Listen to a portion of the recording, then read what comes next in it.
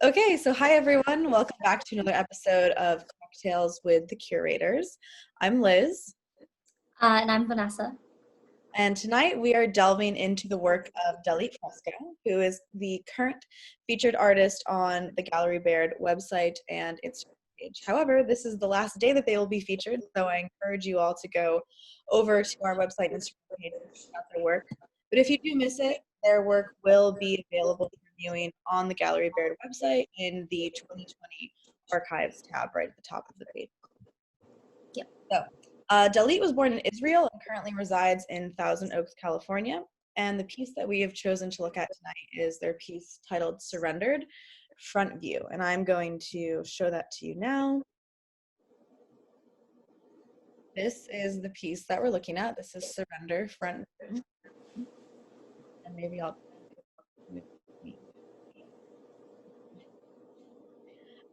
So a couple different things drew me to this piece. First and foremost, I was really drawn to the blue. I really love how Ellie incorporates color into her pieces. And this piece felt fairly monochromatic based off of her other work. And I love that it's almost like this robin egg blue, but a little bit deeper, and you can see kind of this burgundy tone peeking through at different points. I also just love the color blue, so this could be totally my personal preference just showing up. But it made me think about the holidays that we're all kind of living through this year in this really bizarre manner. So the blue pretty much immediately made me think of Hanukkah, and this year was the first year that I celebrated Hanukkah. But it was the first year I celebrated Hanukkah, and so I guess that was on my mind, and the blue really drew me into that. But you've also got these deep forest greens, another favorite color of mine. You've got these golds, yellows, these burgundy tones. So all of these things together like really made me think about the holidays. So I'm going to stop sharing my screen now. But I can go back to that piece if we need to. So I guess all these different colors making me think about the holidays. I don't know, it's kind of like what came first, the chicken or the egg. But it felt very appropriate to be looking at this piece this time of year, and we'll definitely get more into our thoughts on it a little bit later on. But first, we will get to the important stuff, the cocktail. So my initial thought was to create a blue cocktail.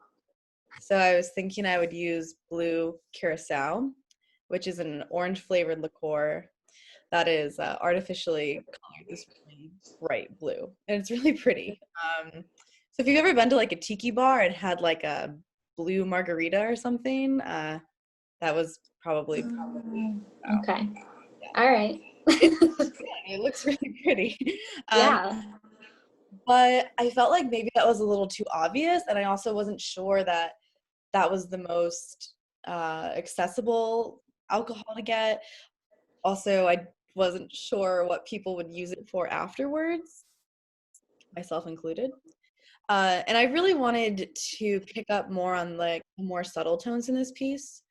So in line with the holidays, more subtle tones in this piece, I have decided to pair this piece of art with the Classic Champaign Cocktail.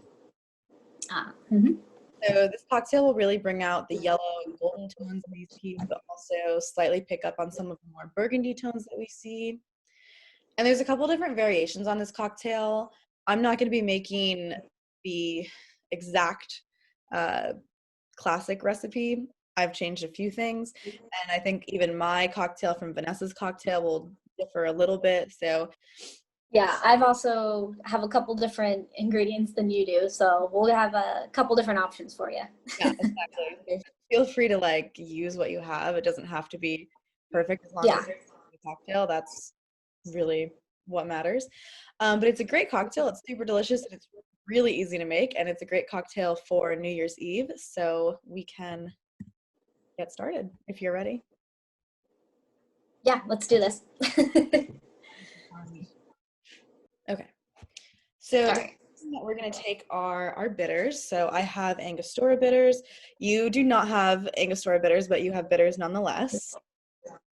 I have old-fashioned aromatic bitters from Fee Brothers. Out of Rochester, New York. So yeah, found them all the way here in Seattle. So, you know, go figure.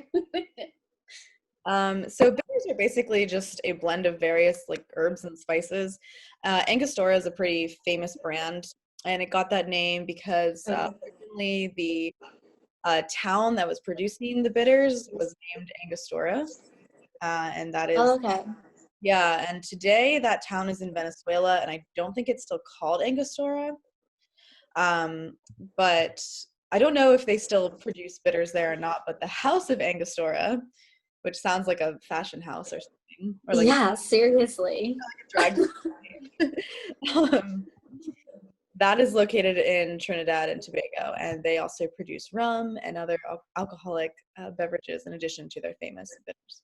So first, we're just going to add a drop or two, and we're not even going to use a shaker or anything this time like we did in our previous video. We're just going straight into the glass.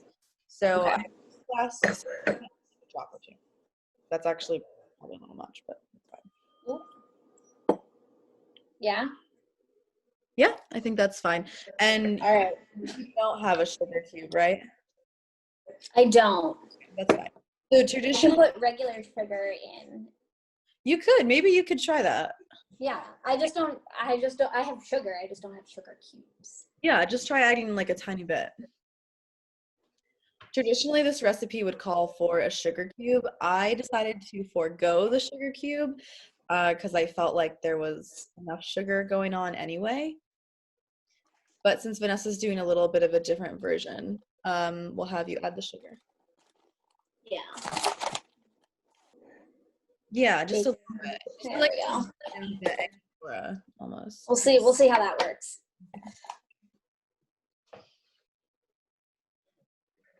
Okay, so I'm gonna do this next step. Vanessa's not. So what if you have this, great. If you don't, but I'm gonna add a little bit of Cavassier, which is a cognac. Cognac is a type of brandy that comes from the Cognac region in France. I am not an expert in how cognac is produced or distilled or anything like that. I hardly ever would drink something like this, but here we are. So I like adding this to the cocktail. I think it adds a nice touch to it. I'm going to use a very small amount, so this is a ½ ounce on my jigger. I'm not even going to fill it all the way up. I just kind of want just a taste of it. Pretty full. Yeah, I'm gonna have a ½ ounce of it. All right. Huge, like brown liquor person, so this feels weird for me to have, but it's all good. So next, I'm gonna use some sparkling wine. So Champagne Cocktail suggests that you should make this with champagne, and if you have champagne, totally do that. I have sparkling wine. I have Schransberg Blanc de Blanc. It's 100% Chardonnay from Northern California, and I believe you have Prosecco. I have what? You have Prosecco? Yes, I do have Prosecco. Okay, cool. I'm not going to try and pronounce the rest of this. Lamarck. There's my dyslexic again. But yeah, So very, very standard. I'm going to add that to your drink.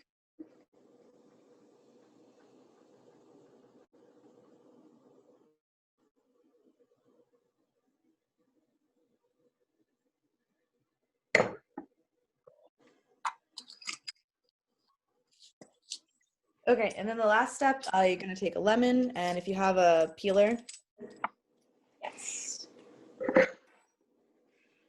just to peel off for a garnish, a little piece of lemon.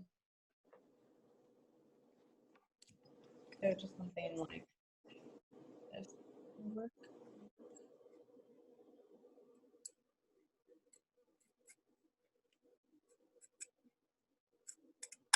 like not used to peeling like this. I'm a little tiny baby piece. That's so It smells really good though. I love the smell of fresh lemon. That's like, and orange. Whenever I peel an orange, it's so good. Are you cutting another piece? Yeah, because little baby one. So I now have 2 little baby ones. So now I have about a full piece in here. No, wait. Wait, what? Before you drop it in.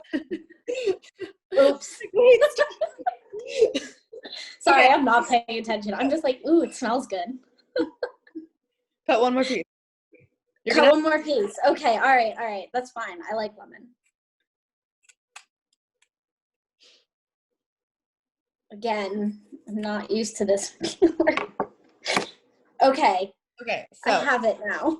like take the lemon and you're just gonna, it's hard to do this. It's hard to show you in the current setup I've got going on, but basically you just kind of want to like wring out like the lemon like over the drink a little bit. Like it just is gonna give it like a more like effervescent touch, the drink, and then just drop it in. So just get some. Okay. Yeah, I don't know that I'm really wringing it. Just get some of that like lemon oil like in the drink. Yeah. Okay. So Now you're I'm gonna dumping it. a lemony drink, and so That's that fine. is different versions of a champagne cocktail. So cheers, Vanessa. Cheers. See how you like it.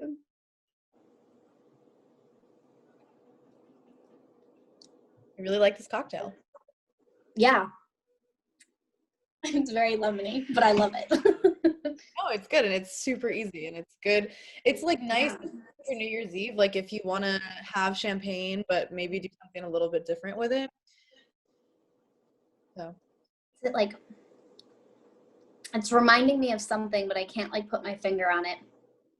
It'll come to me. Yeah, it's a good cocktail. But yeah, very good. I like that. So like the golden hue of this coupled with the lemon, like really brings out.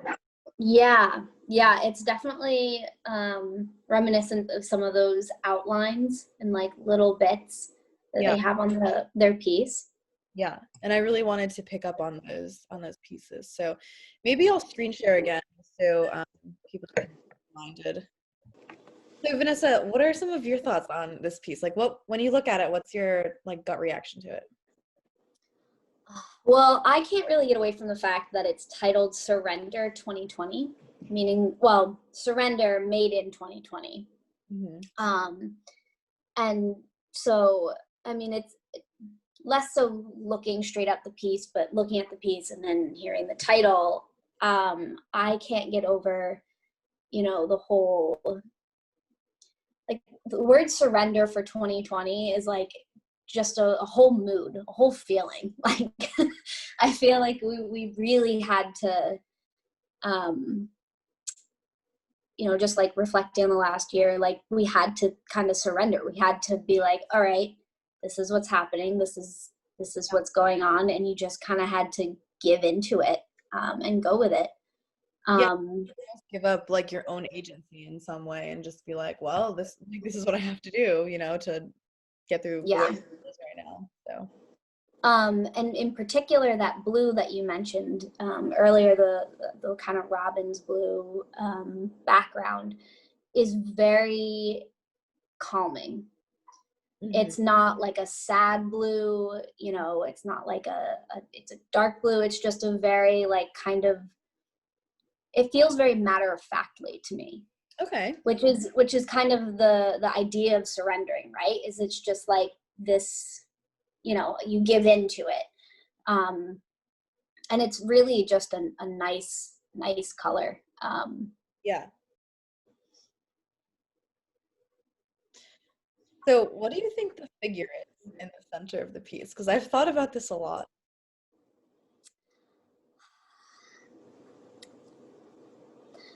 I don't know that it is anything in particular.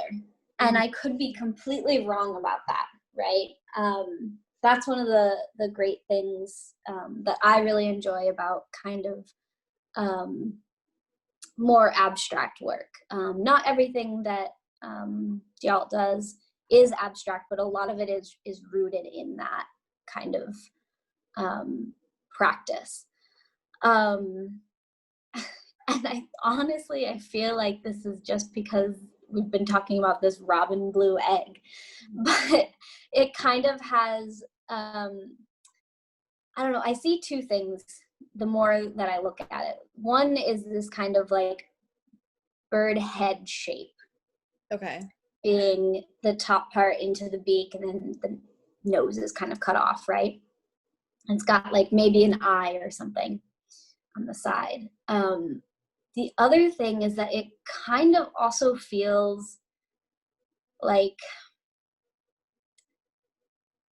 I want to see two bodies in it, right? Like, so with the blue parts up at the very top being like the hands, and then your hands are raised, and then it just kind of falls into a head, and then the body, and then the legs going back down again. And I think that, you know, there's something to say about how people always want to see themselves in things. They always see a person or a face, you know, in their toast or whatever they've got. But yeah, for me, it's really that blue background and all these little bits of color coming through. And the whole thing is just very calming, and being kind of in the center of the actual painting too, centering. So it just really gives off that like relaxing kind of tone, like matter of factly. I see the bird that you see now. Like I never put it down there on my own, but like the two ends with the blue, like making a beak, and it kind of looks like the bird's mouth is open. And I'm kind of just like this stream of colors, like the deep greens. At first, it reminded me of a highway. Yep. It kind of is that, but like it's all kind of streaming into this beak or in this bird's mouth, and it's like, I don't know. I mean, we kind of all have felt that way, like in 2020, right? Like we're just being forced to like consume like all this shit, for lack of a better word. That's definitely not a positive outlook on how to view this painting, but I guess the silver lining is that this painting is actually very beautiful. So maybe I can comment on some silver linings of 2020, because there have been some. For sure. Between they might feel. I will say when I first looked at this, the centerpiece like looked like a chair to me. Okay. And I had no idea what that meant, and I still don't. I don't know why, but I see like the legs of a chair, like a chair upside down or something. Okay. Yeah. Yeah, and I have no further analysis of why. So you say chair, right? And then I see the close up of the foot of like a chair. You know how like some chairs have really fancy like tapered foot. So then I see that, right? So that's like from my perspective, one of the really great kind of things about these works that are more abstract in nature, right? And kind of loosely figured around, you know, feelings and thoughts and such that the artist is creating, but it's also broad enough spectrum that, you know, anybody looking at it can find their own interpretations and their own meanings behind it, which is a really important part of the art world, to have that kind of work that's able to give reflection back. Yeah, absolutely. And then I guess lastly, the thing that the painting makes me think of, it actually reminds me of your work in a way, Vanessa, because I kind of see a character, like I see a very long neck and then a head and then like these antlers off of the top. And then there's like the stream coming out of the head. So like you have your sketchbook series called Sometimes My Head Explodes. That's the correct. Yeah. Yes. Yes. I see that. I see that in there too. Um, and there's almost like a pagan like vibe to it in a way. Yeah. Um, Speaking of all these holidays that we're in the middle of, like Yuletide is actually like a pagan holiday. So, not that I'm at all well informed about that holiday, but my late night Google searches have told me that. They're informed. Yeah, yeah. So I see that, and I really like that aspect of it. So there's just so much about this painting, but there was something that felt very like festive and reminded me of the holidays. And I don't feel like it was just necessarily the time of year, because we chose to do this painting kind of a while ago. And Yeah, closer to the beginning of the month, I would yeah, say. yeah. And before, I mean, I don't really think I ever got into the holidays this year, to be completely honest. Um, but as I was looking at the work that Dalit had sent into us, I was immediately drawn to this one, and I immediately wanted to do something with this and talk about it more. So, yeah. Yeah. Any final thoughts that you want to share about the work? Oh, I just wish that we could see this one in person. Yeah. Um, a lot, not all, but this one in particular, you can see that there's some very fine, like Details? thin, like dark lines Yeah. within the piece. Yeah. And you can only zoom in so far on a screen. And I think that people would be surprised by the amount of like close-up detail that you would be able to find Yeah. in it. I think that it's a great piece to see online, but probably even more interesting to see in person. So hoping for the days that we can have in person Manifest viewings again. in-person art shows again. Yes, exactly. And honestly, when I look at the bottom of the kind of the base of the neck, if you will, like those black tones that are Hmm. down, I mean, it almost reminds me of Jackson Pollock. Yeah, a little bit. Yeah. Yeah, I mean, slightly, but I get that vibe a little bit. But just to go off of your, Yeah. there's so much that um, is in this piece in person that maybe doesn't always translate. Well, yeah, it's acrylic ink and oil is what it was made from or made out of. Those are the materials. So all of those kind of have, especially ink has like a dripping quality to it. So I'm sure that also the texture of the piece would be really interesting to see in person. These photographs don't really capture it so much, but I'm sure that ink dripping, that's probably what those black lines Probably. might be, is like an ink, maybe not drip so much as like penned out, but still would have like the liquidiness to it that is reminiscent of like the painting drips from Jackson Pollock, right? That's how those were made. So Yeah. So, any 20 as we celebrate the holidays, and we've talked about this piece feeling festive, like as we shift into 2021, any goals or maybe just hope and dreams for the new year?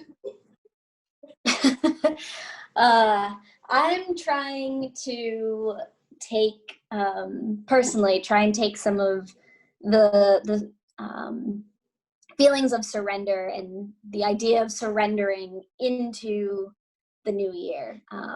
We do have a vaccine, hopefully, successfully on the way, but the goalposts keep changing in terms of when the general population will get it, when we won't have to wear masks anymore, all those sorts of things. So I am still trying to kind of surrender and go with the flow and just kind of see what what presents itself in the new year that I can, take advantage of, so to speak. Yeah, I mean, the loss of control that I think we all felt in so many different facets of our life this year has been challenging, to say the least.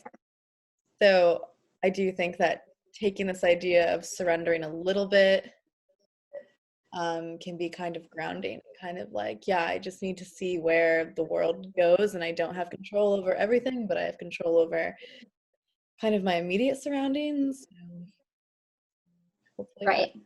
can bring some sort of sense of inner peace. Yeah, for sure.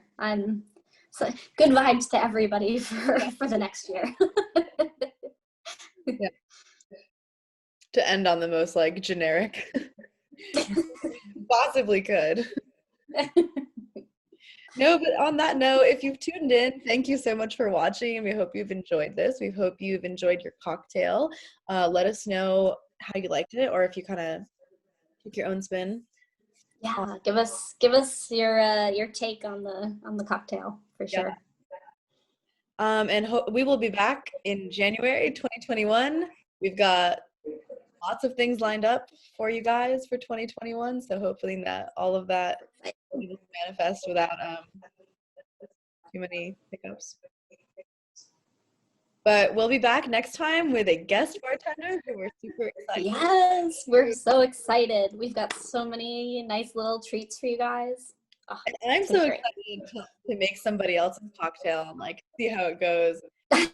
Yeah. Be like, yeah, okay, let me like try and figure something out. So, and we hope to have that continue throughout 2021 to have more guest bartenders on Cocktails with the Curators. Yes. So, thank you again for watching. I think that's everything for this installment of Cocktails with the Curators.